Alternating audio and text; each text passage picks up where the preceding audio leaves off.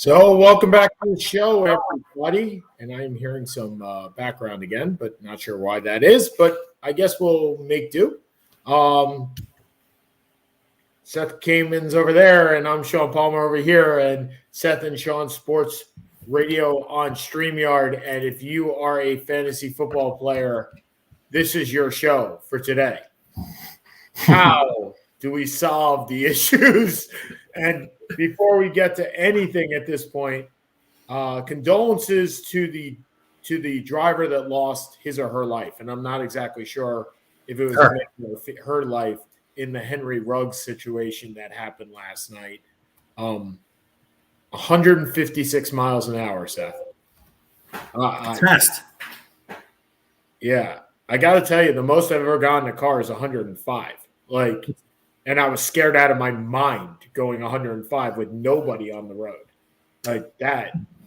It reminds me of Pelly Lindbergh, if you remember Pelly Lindbergh. The great rookie, the great first or second year goalie for the Flyers. Yeah, that drove his car around the telephone pole, was going to take the Flyers to the Cup. Oh, no, he drove it into a brick wall. I thought it was around the telephone pole. I believe it was a brick wall. I'm assuming the brick wall won. Generally, the brick wall wins. It usually does. So condolences to that, but we have a lot of injuries this week, and most of them affect us, if nothing else. First, okay, Derrick Henry. Wow, you were the Earl Campbell. You were the closest thing to Earl Campbell in this, century, I guess, right? For the last couple of years. Yeah. And now you are replaced with the next closest thing to Earl Campbell in Adrian Peterson. And I took that from Matthew Berry, I think. I mean, I think that is a perfect substitution. If you're going to sub out Derrick Henry, Adrian Peterson's the closest thing that you could find to. He's going to be there on first and second down. You know what you're getting. The one thing that Henry did this year that he hasn't in the past is catch passes. And Adrian Peterson is not going to do that. No, and nobody's going to expect them to. The idea is for the team. It's from a team perspective. The Titans have a 3-game lead, plus I believe the tiebreaker over Indy. So the odds are that they will make the playoffs anyway, and the hope is that he will return. That sounds vaguely familiar to the situation that we are in our fantasy football league, where we are 6-2 with a playoffs are 4-4. To make the playoffs right now, you got to be 4-4, a 2-game lead, and a 200-point differential on the tiebreaker. So we're in good shape unless we can't find it, unless Adrian Peterson doesn't do it. So we got him. Or something crazy happens, like Aaron Rodgers catches COVID. Or Michael Thomas decides not to play, suffers another setback. Or Henry Ruggs decides to drive 156 miles an hour, and we can't get Bray and Edwards. And,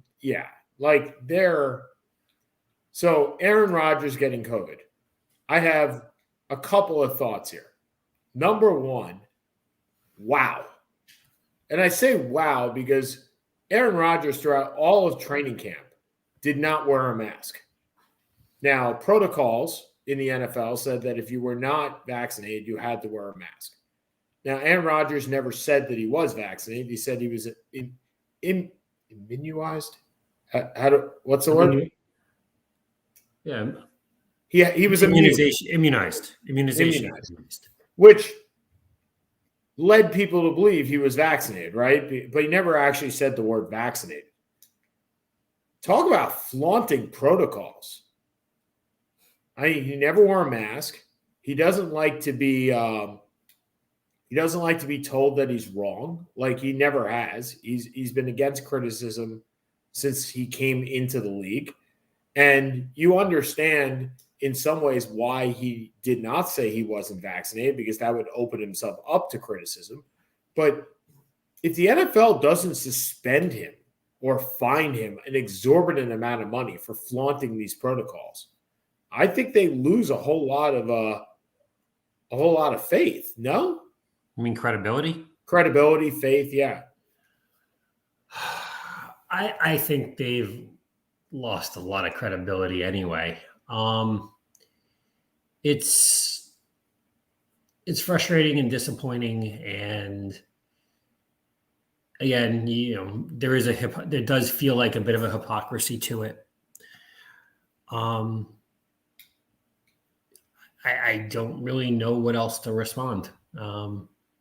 So he goes into quarantine for 10 days, and so apparently I'm just reading this, he had an alternative treatment prior to the training camp, and then petitioned the NFL for that treatment to allow him to be considered the same as someone who received an approved vaccination.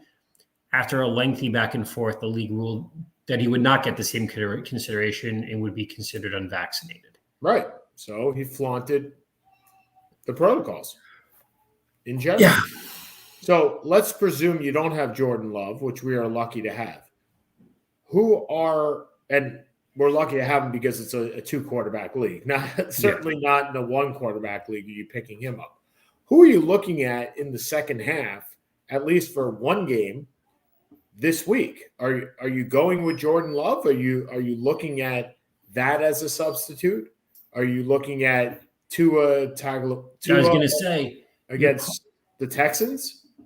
Yeah, I mean, in my one QB league, I'm down to like QB number 4, so I've started Tua 2 of the last 3 weeks. But when you're looking at a quarterback between 17 and 22, give or take, 20 and 25, I mean, what else do you really have? You're not going to – right now, Baker Mayfield is under siege, and he may not be – he's supposed to play, but who knows if he'll stay healthy. Sure. Teddy Bridgewater is an okay play against Dallas. It's not great. It's not terrible. They have Jerry Jeudy back. Davis Mills has not been a terrible play. I mean, you'd rather have Tua, but Miami's defense has been nothing special. The people, no one's Matt Ryan, New Orleans. Look, if you got the money to spend on Simeon, I guess for one game, because I think he's going to play this week, and then it'll be Tayson Hill afterwards. But I think the Tua makes the most sense. Yeah. I do not have Aaron Rodgers in any other league, so I'm lucky in that respect. I do have Ryan Tannehill in almost every league except for ours. What do you foresee with the change to Peterson? Tannehill going up or coming down? Well, he's not going to go down. A.J. Brown's been the best wide receiver in football the last couple of weeks after taking pretty much the first part of the season off between injury and just ineffectiveness. I think Julio Jones becomes more effective. I think, look, you have competent running backs, and I don't think their schedule is horrendous. I was looking at who they play. Oh, they play the Rams. So this is going to be a tough week. This would have been a tough week anyway. But as we talked about it when we made the run at Peterson, look, if we can get 65 yards, 70 yards, and get 10 points, we'll deal. Yeah. I mean, our season, presuming that Derrick Henry does not come back. And here's the thing that I have to check with Nabate. If we drop Henry, can somebody else pick him up and keep him? Because it won't be us keeping him for the third year. It'll be somebody else keeping him for the third year. Do we have one more year of him as a keeper? No, we do not. Okay. So that's why I am hesitant to drop him, because I don't want somebody picking him up for like $2 and getting to keep him and stashing him on IR like you and I tend to do this year anyway. But then again, our whole bench is on IR. So it's not like we have that. Ladies and gentlemen, our bench, let's just go down our bench. Like it is, and we're not the only ones, right? This is, I mean, all right. So Aaron Rodgers out this week. Henry on IR. Fitzpatrick on IR. Will Fuller on IR. Michael Thomas on IR. Jamal Williams questionable this week. Sterling Shepard doubtful this week. And then we have actually J.K. Dobbins and Cam Akers actually on IR, and those guys aren't playing the rest of the year either. So our entire bench right now is out this week. Yeah. And we have to get rid of a defensive player on top of that. So I did put in a claim for a $2 defensive player. And I am moving over to the dark side, Seth, and dropping Will Fuller. So wow. It is funny, though. You and I, when we first started this league this year, we had a concern. It was not our running backs. It was not our quarterbacks, other than the fact that one may get injured. It wasn't our defensive players. It certainly wasn't our tight end. It was our wide receivers. Who have dominated. Right now, we have the first wide receiver. Keenan, I believe, is the 24th wide receiver. And Debo, I think, is the third wide receiver. So we have 1, 3, and 24. Our wide receivers are either going to win us or lose us this league. Yeah, we were on a pretty easy track to, if not the title, at least a title game. Yeah. I've never been a 99% favorite to make the playoffs after week 5 before. But what are we now? I didn't even look at that. Take a look. But look, we're going to rely a lot on Joe Mixon. We're going to rely on Mike Davis, which has not been a good reliable stat. But if it does make you feel – well, no, it shouldn't make you feel any better. Atlanta has New Orleans. Then they go to Dallas. Then they're home against New England. Not great. At Jacksonville, a good stat, especially if Calvin Ridley's out. Home against Tampa Bay, not good. At Carolina, not good. And then wait. What are we talking about here? Mike Davis, running back. Oh, Atlanta. Okay. So then we got at San Francisco, home against Detroit, and at Buffalo for the playoffs. Not horrendous, not great. The thing is, if and there's another guy that's coming that's going to be out for a couple of weeks is Calvin Ridley. And how do you deal with that type of injury? And that injury, we don't even know what Calvin Ridley is. Right, exactly. And it leads to such a slippery slope because, again, we're talking about it from a fantasy perspective, not from a real life perspective. But Lane Johnson had this issue. Lane Johnson had this issue. Calvin Ridley now has this issue of the mental health and how much do you want to push? How much do you not want to push? What's believable? What's not? I have no idea. And of course, I have to open the door because the dog is barking like a lunatic. I'll be back in 2 minutes, Sean. You know the deal.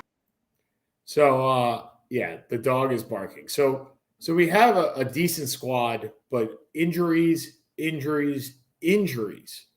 this week. It is, and on top of that, you have bye weeks, right? So if you're looking for some streaming pickups, if you're saying that, hey, I got all these bye weeks, what am I doing? Seth had mentioned Tayson Hill before. If Trevor Siemian is starting, obviously Taysom Hill is hurt with a concussion and he's coming back. But I like Taysom Hill this week against the Falcons. If he actually does start, look, Taysom Hill is good for 40, 50 yards just on the ground. And then maybe another 10 to 15 in the throwing. The Falcons defense allows the 5th most fantasy points to quarterbacks this year. So we talked about Tua. Justin Fields plays the Texans again. Justin Fields does not play the Texans. The Bears do not play the Texans. Who do the Bears play? The Bears play the Steelers. And that is the 8th. So that's a Sunday or Monday night game. Running back, we had a couple of trades this week. Mark Ingram goes back to New Orleans. Not a bad pickup. You know he's going to get a couple of snaps here and there. He could provide fantasy people with an RB33 or a flex guy. Boston Scott. We talked about Kenny Gainwell earlier this year as a fill-in. Scott's taken that role. And Miles Sanders is out on IR. So look for if you're looking for a guy, Boston Scott. We can go through a couple of these, but I'm interested to see how Jordan Love does because in his first real action, because I will tell you what they're going to do with Aaron Rodgers is going to be kind of based on what Jordan Love is capable of doing. And I'm not saying for this year, but I'm saying for next year. Well, yes and no. I think what the Green Bay Packers do is going to be predicated on Aaron Rodgers. If they win a title and he decides he wants to stay, regardless of what Jordan Love does, it doesn't mean anything. If Jordan Love does well and Aaron Rodgers wants to be traded, still at the end of the year per the prior agreement, you feel a lot more comfortable going into next year than you would otherwise. At least this will give you a 1 or 2 game overview because he's got a 10-day quarantine. Right. So, well, I guess my point was if Jordan Love, look, if you're the Green Bay Packers and Jordan Love does nothing in the next 2 weeks and you go to Aaron Rodgers, we're trading Love. Like we're trading him. We're getting rid of him. It is very likely that Aaron Rodgers will stay. We'll give you a new contract and you'll stay. Because, again, Aaron Rodgers doesn't like criticism. There is no less critical place in the world for football than the Green Bay Packers. Yep. Like, it just doesn't get any – from a hometown team standpoint, there is no better place for him to be if he doesn't like criticism. Because if he goes to any other team, he's going as the savior of that team, right? So if he goes to the Raiders and replaces Derek Carr, then he's the savior of the Raiders. If he goes to the Niners, which he won't because they just drafted Trey Lance, but if, let's say they trade him for Lance, which makes no sense, then he is the missing piece in San Francisco. Or he is the missing piece if Seattle swaps him for Russell Wilson, right? Each place comes with more expectations than him in Green Bay. I don't think he leaves Green Bay unless he wants to leave Green Bay. I think they're going to cater to him, and I think if they are ready to get rid of Love, I don't think that there is an issue with Aaron Rodgers. So I think a lot of this week and next week is how you are going to deal with the Aaron Rodgers situation in the future. And I'll say this, and our fantasy league in the future as well. We got a lot of options for our future. So got a lot of options. What do you make of Michael Thomas? So Michael Thomas hasn't played in almost 2 years, right? I think we're probably not keeping Michael Thomas. This feels like a Josh Gordon thing or a Kenny Britt thing where you keep waiting and waiting and waiting and waiting, and eventually you just got to move on. Look, we took a shot on him, hoping that for the last 5 to 6 weeks, he would become a solid number 2. We paid, I think, $11 for him. Yeah. Which we had. And with the assumption that we had a bunch of, we had a Keenan Allen who was our number 1, and we had 2 number 3s with Kupp and Samuel. It hasn't quite worked out that way. But the hope was Thomas was not going to be the Thomas of 2019, but at least a solid number 2 for fantasy purposes. And didn't happen.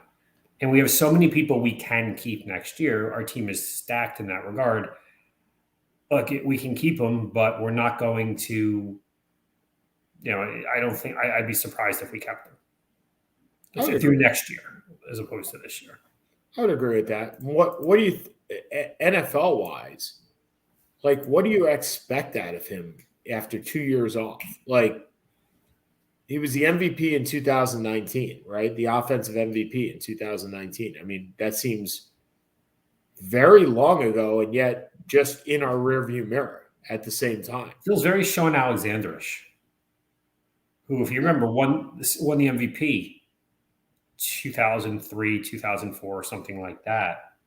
And by 6 or 7 was pretty much out of football. He's an out of sight, out of mind. He's been a malcontent the last year. I don't know if he still is, but he wasn't happy last year.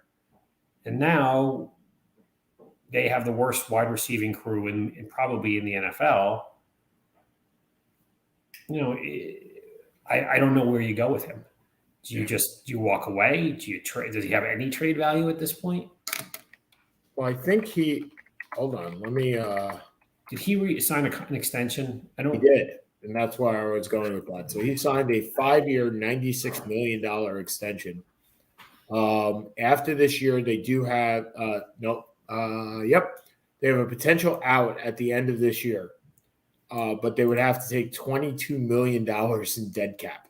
Oh, not a team that could really afford that. I don't even think they have any. No, they've always been a team that's been very much do. against the cap. Yeah, I mean, I'm going through Spotrac right now, and we should give some credence to Spotrac, who is amazing with regards to this. Next year, so right now, 2021 dead cap, they have $29 million in dead cap on their 2021. So the all contracts, they are next year. Where is this? 2021. I don't think they have 2022. Oh, well. Not yet. Oh, multi-year summary. That's what we're looking for. Okay, so right now in 2021, they have an allocation of $139 million for 64 players. You want to guess what their allocation next year is for 37 players? Not a clue. How about $249 million? I was going to guess 180. So, yeah. So they have $60 million towards the offensive line, $52 million towards the defensive line, and $54 million in the secondary. That's insane. So we should probably get off of our fantasy team a little bit. You want and either talk the college football playoff. The first ratings came out last week.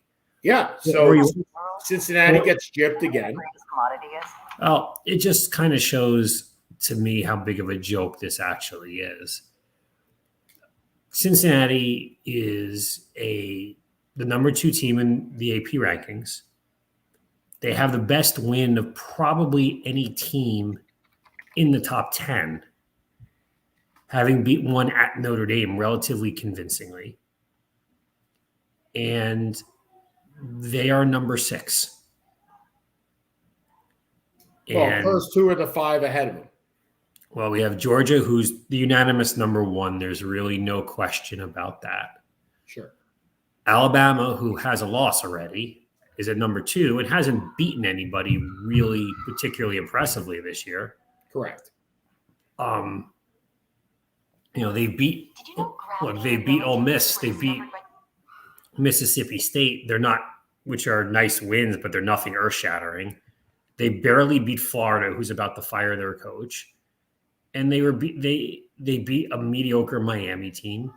They haven't beaten anyone special, and the best team that they played this year, they lost to. Now, look, a loss to A&M is not horrendous, but it should not warrant you number 2. So Michigan State at 3, I don't think there's any real argument with, because they are undefeated. They just beat Michigan. Now they beat Michigan at home, which is not as impressive as beating Notre Dame on the road. But look, they barely beat Indiana, they barely beat Nebraska. I think that game went overtime. So they haven't been impressive. Oregon, number 4, has one great win and have been crap for the most part since. Winning at Ohio State is the most impressive win of the season so far. But they lost to a 3-4 Stanford team. They barely beat UCLA. The Pac-10 is not very good. And what are your thoughts on Oregon? Hey, Jake. Hey, Jakey. So they're not very good. Ohio State has – I love you too, Jakey. Ohio State has no legitimate wins. Again, no special. Their best win is Penn State, who's 5-3. So it makes no sense to me. Talk to me about the bottom half, right? So SMU doesn't make it, right? And they're 7-1. Like it's a joke. It's the lower half. So Cincinnati has no feasible way to improve. Because if the lower half is bad, right? Right. So part of this is all about competition, right? Yes. My assumption is, right? Yes. There's got to be some mathematical formula on top of it as well, is that, but you can only beat the teams that you're playing. And if SMU is 7-1 and there's another team in the AAC, Houston is 7-1. Houston is 7-1, and you don't give them the credit, then how does the team that's 7-0, 8-0, 7-0, whatever They don't want it. is? They don't want it. Call it what it is. They don't want a Cinderella. It's like in the NCAA tournament, you love the Cinderella for the first 2 games. But you don't, but at the end of the day, you want Duke, Carolina, Kentucky, and Kansas in the Final Four. That's what we're looking at here. Cincy beat Indiana, I think, by 18. Michigan State beat them by 5. They're criticizing the Cincy win, but not criticizing the Michigan State win. Is the Big Ten tougher than the Cincy schedule? Sure. Sure it is. And if you go 11-0 in the Big Ten and you beat Michigan and Ohio State and Wisconsin, then there's no question you make it. But if you're 10-1, your best team you've beaten is 5-3. Now again, they'll have more. Ohio State will have more chances to. And if Ohio State goes 11-1, and then they'll probably deserve to be there. But that's my hardest argument: is they have more chances because there are, and this goes to your point. They have more chances because the teams that they're playing are ranked in that spot, right? Yeah. So Houston and SMU are not chances. Right. Should be ranked in this in 17 and 18. And they're not. And that leaves you with your quandary of, they've only beaten one ranked team. Well, that's kind of dumb because you have a team that's 10-1 and a team that's 9-2. They probably should be ranked, but instead you have the 6-5 Mississippi State Bulldogs. So is this the same, like you said, NCAA tournament? Is this the same problem that they have with there? Or is it a matter of these teams actually do play teams out of conference? No, it's not quite the same because, look, you can win your way through the bracket. Right. I don't like you're talking about an invitation. Yeah. You're not even getting the invitation. You're not even getting the chance to dance. I mean, but I was talking about in the selection show, not necessarily once you get in. I'm talking about when they do the selections, right? Mm-hmm. They look at the 25-7 from the Mid-Valley Conference against the 18-10. To be fair, my team always wins on Syracuse or Maryland, yes. Right, 18-10. Look, which one deserves it more? And I know you have always said you would prefer the 25-7 Mid-Valley, Missouri Valley Conference winner over the Syracuse or Maryland retread. Yeah. And that's like saying I want the brand new coordinator over the 75-year-old Herman Edwards. I get that. I get that. You want fresh. And is that similar to this in the fact that they want the old adage rather than the fresh? Yes and no. Yes and no. Because if you're 31, look, I'm not saying a 22-10 number 3 team in the Big West. UAB, generally 22-10. Right. You look and see who they beat. Did they play any? The whole point is, did they beat some teams? Look, you can only put who's in front of you. Did Correct. They go to Maryland and beat Maryland? Did they go to Duke and play Duke really competitively? Are there a couple out of conference games that give you some credence that this team belongs? That's my feeling. Cincy, look, Indiana was a top 10 team in the league last year, in the country last year. We didn't know when they said they didn't know the whole team was going to get injured. I think they were number 10 or 11 preseason. They fell apart, but that's what they were. They went to a Notre Dame who is going to probably end up 11, very well could end up 10-2 or 11-1, and they beat them badly. Their defense is probably the second best in the country behind Georgia. They have a Heisman candidate because in the quarterback, Desmond Ridder. They're going to if they go undefeated, they're going to beat two teams who should be ranked or should be at the bottom, no better, no certainly no worse than Mississippi State and Mississippi State. So, I mean, to me, it's a jip. And again, let's see what happens. So how do you solve this problem? If you bring You can't. if you bring more teams to the dance, does that solve the issue? Because I don't see that as a solution. And the reasoning is we see it in college basketball, where you've put 64 teams in the dance and you're still having those problems. Sure. Well, look, there's always going to be the controversy over the 65th team, or if there's a 12-team playoff, the 13th team. My feeling is that if it goes to 8, which would be my preference, then, although it doesn't look like it's going to go that way, then you can't have more, you're going to have the 5 conference winners, 1 out of conference, out of group of 5, and then the 2 best teams over after that. I think that's pretty reasonable. Now, again, no second team is ever going to make it from the outside of the group of 5.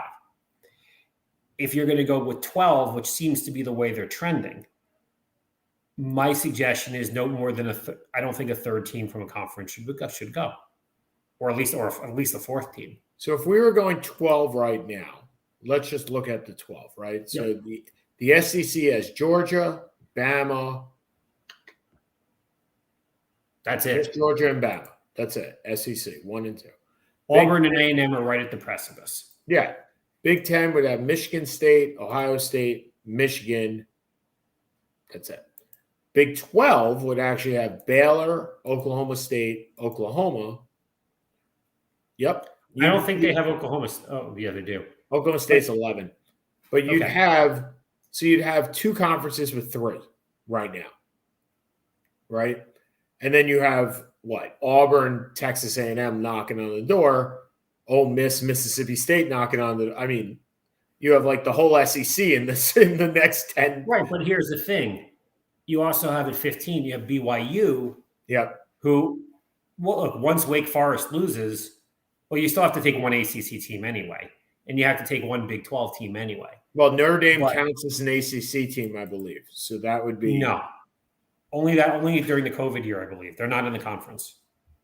No, but I believe for the playoff, they would have No, I was almost certain that they were counting them. No, I don't believe so. They don't play a conference. They don't play a conference schedule. When they play a conference schedule, then they're part of it. But if they don't, they're not going to get the ACC.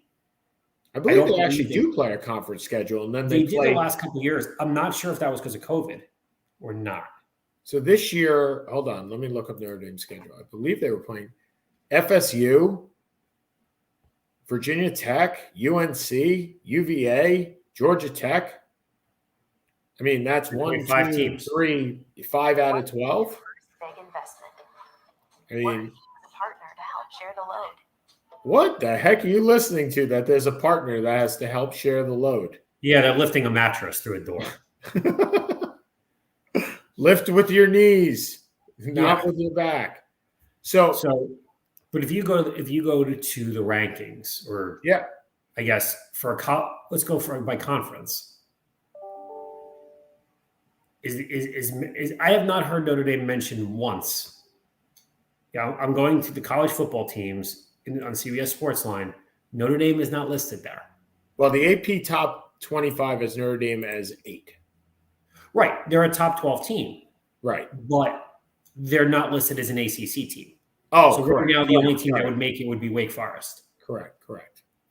So I don't need to see it. I would rather look at Oklahoma State and Baylor are going to beat themselves out. I personally would rather see I'd rather see the second best, non-Big 5 conference team than the number 4 team in the SEC. That is my preference. I'm sure there are people in Baton Rouge who would probably hang me from my roof, not this year, but in other years, or College Station for that thought process. But it's much more interesting to me to see a Coastal Carolina, to see look, we're not saying that they're going to suddenly win 4 games and win the title, but you want to give teams a shot. That's what makes it interesting. I'm sorry, Baylor versus Wake Forest is not moving the needle anyway. You have your 5 or 6 or 7 key teams, but the Pac-10 is brutal. If Oregon, the Oregon-Ohio State game, if Oregon had lost that, Pac-10 wouldn't deserve to be anyone in the top 12. I don't think there's any team other than with 3 losses at this point, except for Oregon, who lost to a 3-4 Stanford team. I mean, to me, it's kind of a joke. At some point, the games do matter, and it's not just what the revenue dollar is. And look, since it'll be in the Big 12 in a couple of years anyway, and then but it would be at the end of the day, if Cincy wins out, I think there will be a massive outcry for them. Now, we've seen this before. A couple of years ago, the first year of the BCS, I thought TCU was the second best team in the country. Yes, I remember. And that was the year Ohio State made it over them for no reason. But Ohio State took it and ran with it, and they won the title. I believe that was Ezekiel Elliott and Cardell Jones. Yeah. But this is a discussion I have with you. This is a discussion I've had with Nabate on his show.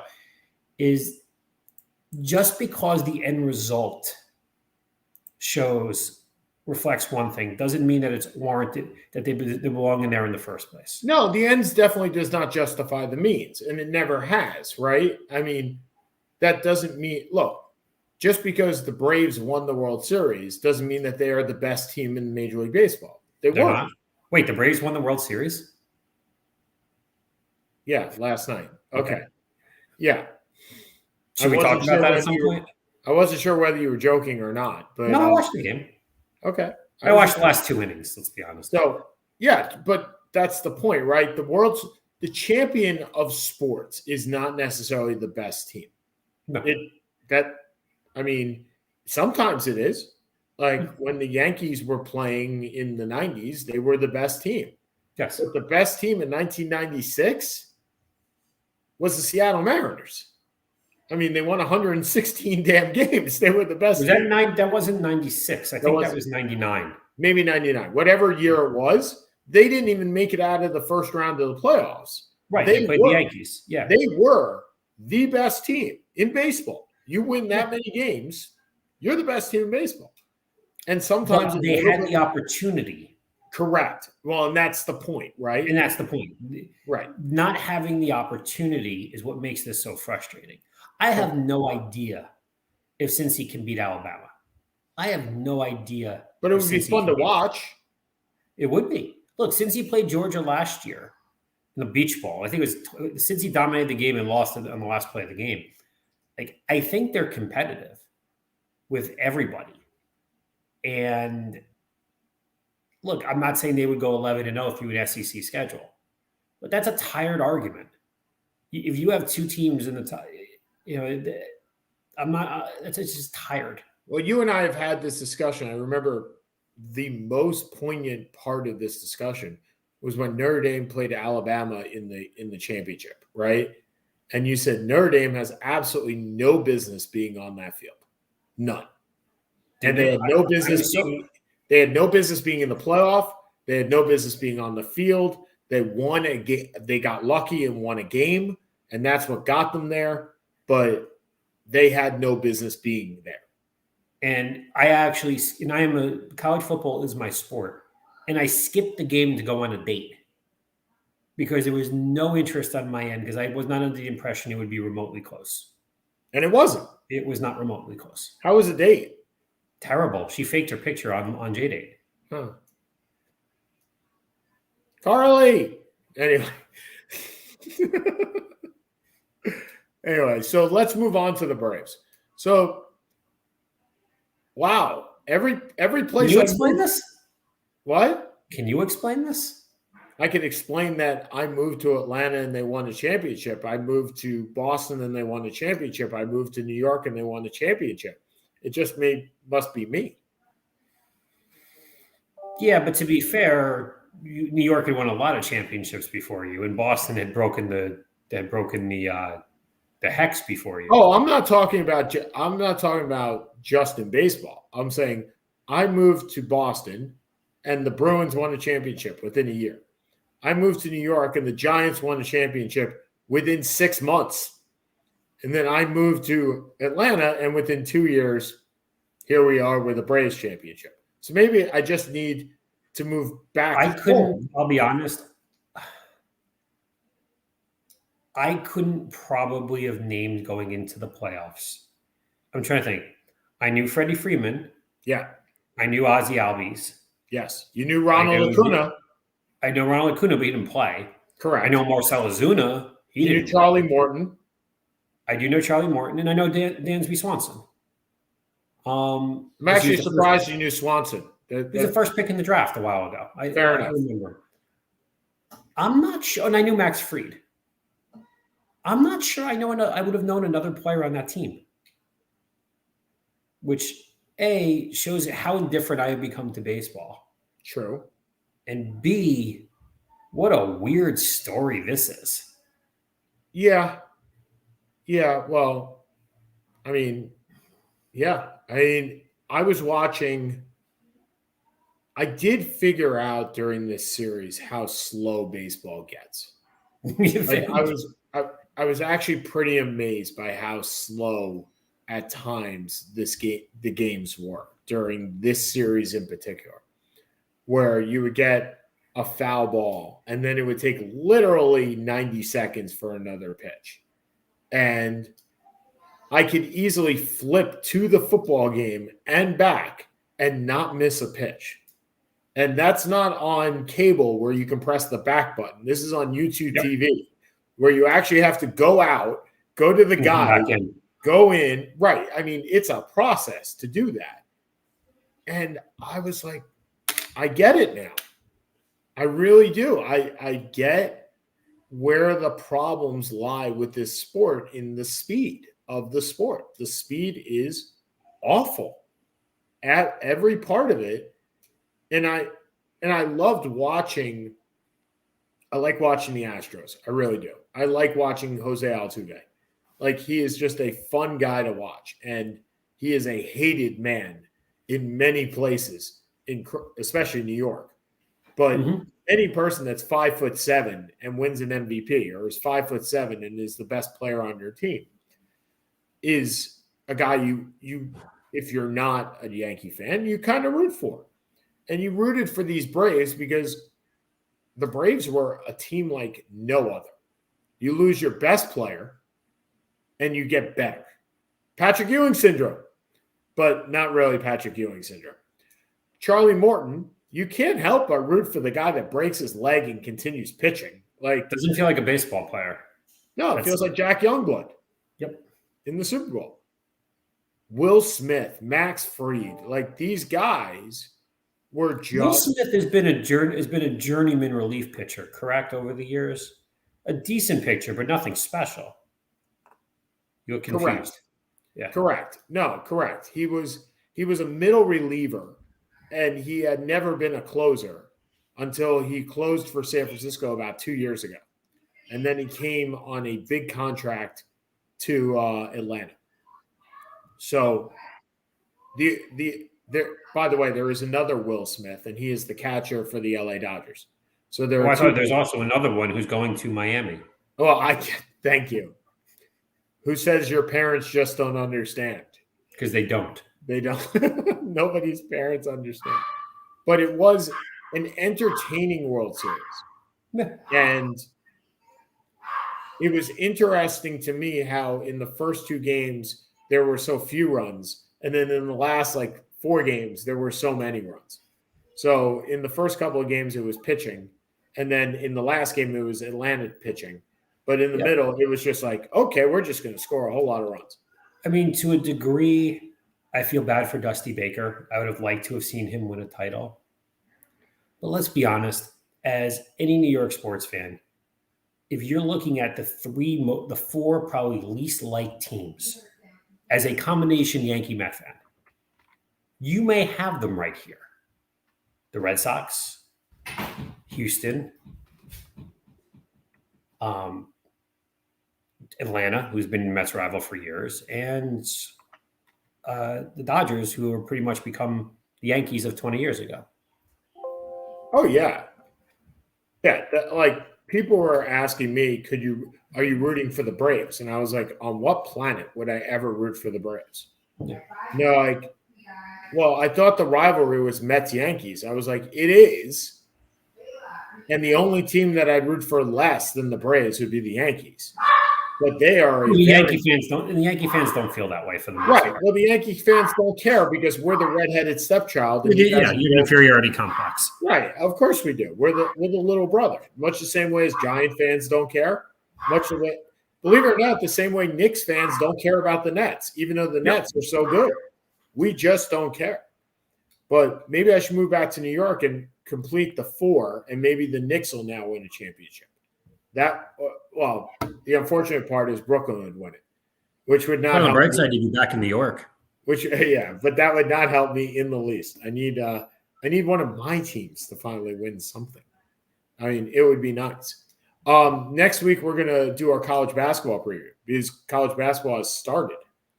Syracuse had a couple of exhibition games. We played Pace, I think, the other night. Won by. Did you win? Yeah, we won by like 60. 50 or 60. You do lose a lot of these, like one weird game a year. Yeah, we lose to like Marathon Oil or something like that. Yeah. Are you doing your hair? No, I'm just dude. The booster. I got the booster last night, and it's taking a toll. It's kicking your ass. Okay, so let's go for our last 5 here. So go right ahead, Mister. I got a booster. We got a boost booster. away. Well, on the bright side, you usually you didn't give your oh my god, it's time to vote. And in New Jersey, it would have probably been, usually you give your right, but it's Wednesday. Vote. Right. Usually you give it the week before. Yeah. Or if we did it on Tuesday. So that probably would have been pretty effective in New Jersey, considering how close the race is right now. We haven't talked about the hockey thing, which Joel Quenneville was forced to resign. I think that can wait another week. This whole OBJ Baker thing. My God, what happened to OBJ? I mean, really, he is one of the 3 or 4 most talented players we've ever seen.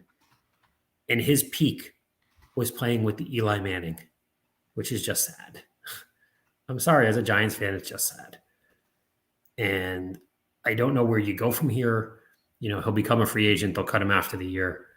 But, man, it's just been a weird run in that Cleveland team. That you're looking at a title threat, and now you're just looking at a team that's literally ripping itself apart at the seams again. You know where they go? OBJ is going to the Raiders. There's no doubt in my mind. If the Henry Ruggs thing had happened 4 days ago, OBJ would have been a Raider. No question in my mind, he would have been a Raider. I still think he's going to be a Raider. But you're absolutely right in that Cleveland Browns, who we were so excited to watch. I mean, so excited that this was a team that would make the playoffs. Even people in Cleveland were like, this is a potential title team. And I don't disagree. Became the version of Vince Young's dream team in which generally the sum is greater than the parts. There is nothing on this case. This sum is horrendous. I mean, this sum is something that you look at and you go, how? More than anything else. But one last take from you. Mike White, quarterback controversy in New York? Not yet. Let's give it 2 weeks. He wins 2 more weeks and Zach Wilson cannot come back and start. Not for this season. No, it's got to be Mike White. But we'll check on that next week. Okay, for Seth Kamens, who's over there, I'm Sean Palmer over here. Next week, college basketball. Seth will be much more wide awake, and he will understand much more than I do. So we'll see you guys soon. Have a great day, everybody. Have a good day, everybody. See ya. Bye-bye.